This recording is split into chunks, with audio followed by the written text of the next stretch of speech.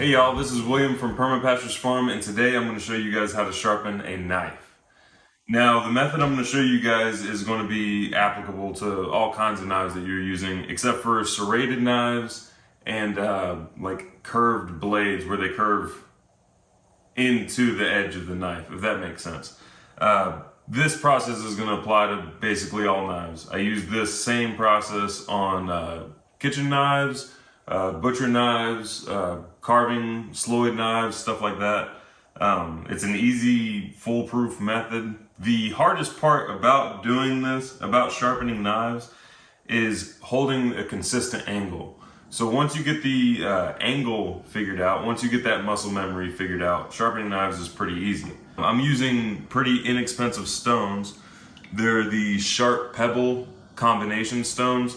So on one side, they'll have 1,000 grit, and then on this side, they'll have 400 grit.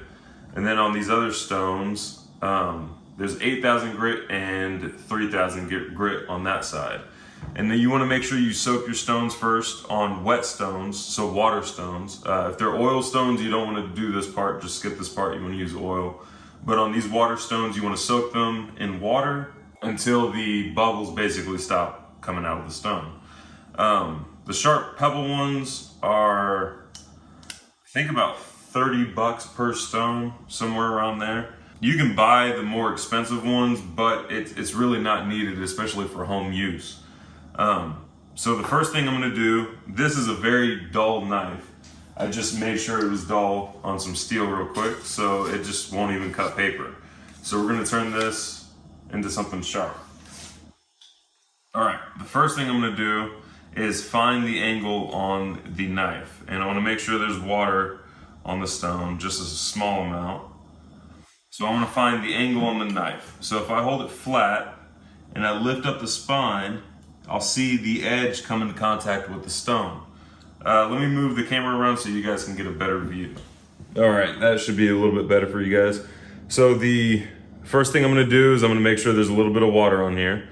I'm gonna lay the knife flat, and then I'm gonna lift up the spine of the knife until I see the edge make contact with the stone.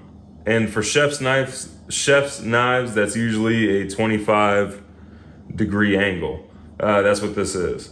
So I'm gonna start at the heel, and I'm gonna keep that same angle and draw all the way back, trying to use the length of my stone all the way to the tip. And as I come basically down the length of the knife, I'm gonna lift up this hand because this edge is curved. So I have to accommodate for that and lift up at the same time I'm pulling back. So I'll do this 10 times on this side and then 10 times on the other side, starting with your lowest grit. This one is 400 just because this thing is so dull. If your knife isn't that dull, then you can start with the higher grits, but this is intentionally dull, so I'm starting with the 400 grit.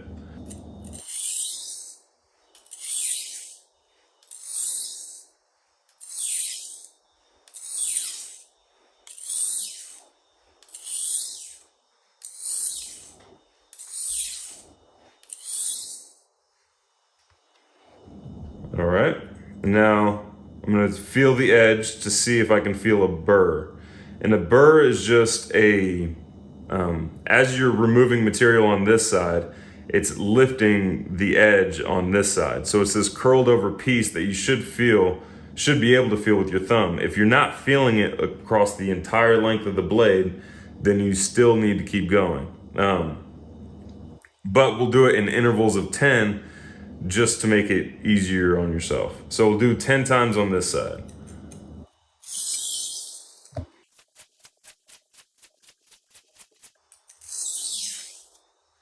All right, so another helpful tip is when you're dragging your knife across, you want to stop on the stone and not let your tip fall off of it. You're just going to end up either bending the tip or breaking the tip over time. So you want to stop while your knife is still on the stone. Now, if I feel this side, well, I just removed the burr, but I need to go 10 more times on this side, basically.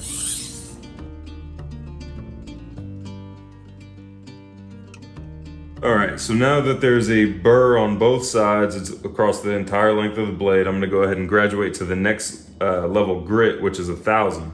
I went from 400 to 1,000.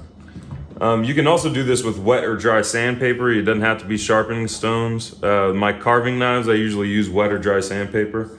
So we're just gonna dip that back in the water, kind of wash some of that slurry off, and we're gonna move on to the 1,000 grit.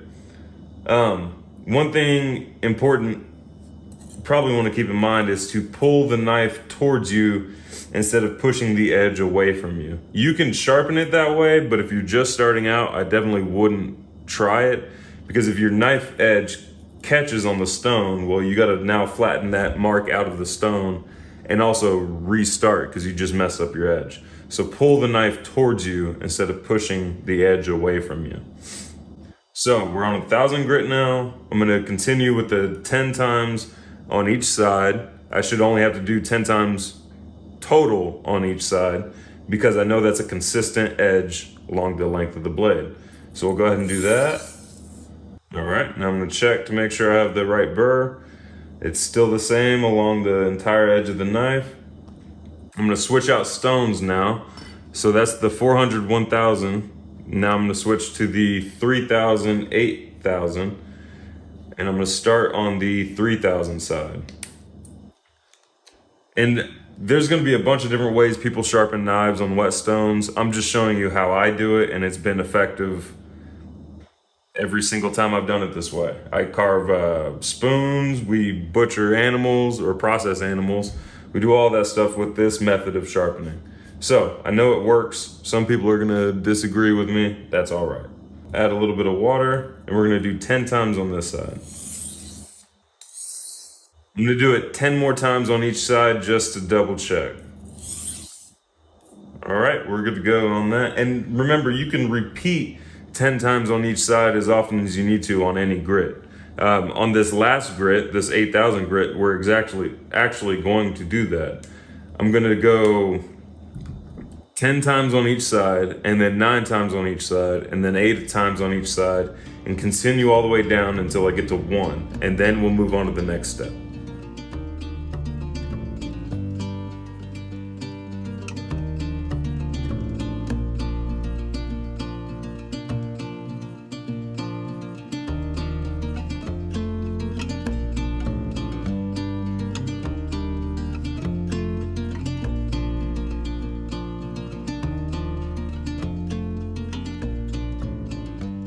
All right, so we finished up with the descending order on this knife edge on the 8,000 grit. A couple of tips with that: make sure you keep that consistent angle. Follow the factory angle on the knife. Don't try to create a whole new angle and create a third bevel and all that stuff, because it's just not gonna cut the same. So use the angle that the factory or the maker gave you. You can go up to higher grits and stuff like that. This next step is gonna kind of eliminate the need for a higher grit than 8,000. So the next thing we're gonna do is we're gonna go ahead and use a stropping block, which this came with the sharp pebble kit that we use, but you can just use a piece of leather and what's called jeweler's rouge, and you rub basically the rouge on the leather, and then you're gonna treat this the same way as your whetstone. Make sure water does not come into contact with this, because if it does, it just will never work the same after that. So I'm gonna go ahead and swap this out. And now with this stropping block, I'm gonna do the same descending order: 10 times on each side, 9 times on each side, 8 times on each side. And then we'll test the edge of the knife.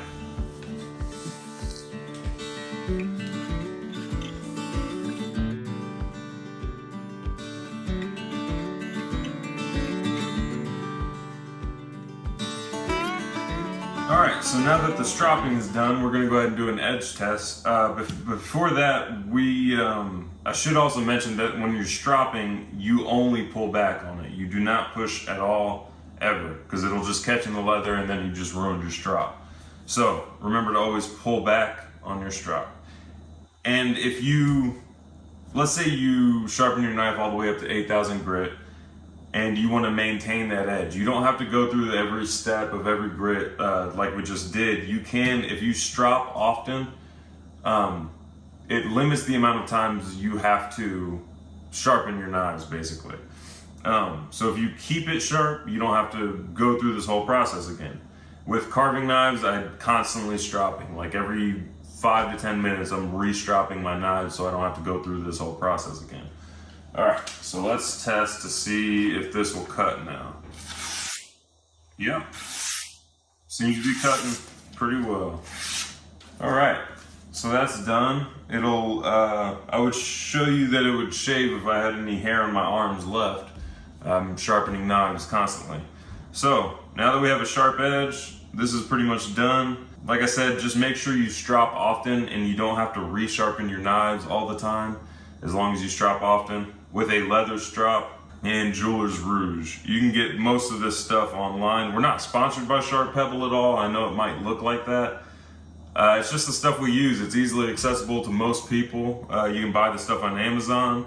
This was a whole kit. I'll leave some links down below of some ones that the ones that are basically these. I don't know if they have the full kit anymore. You don't have to buy anything expensive. These are easily accessible on Amazon or even like kitchen tool stores and stuff like that. Don't forget to check out the description box below, and until next time, we'll see ya.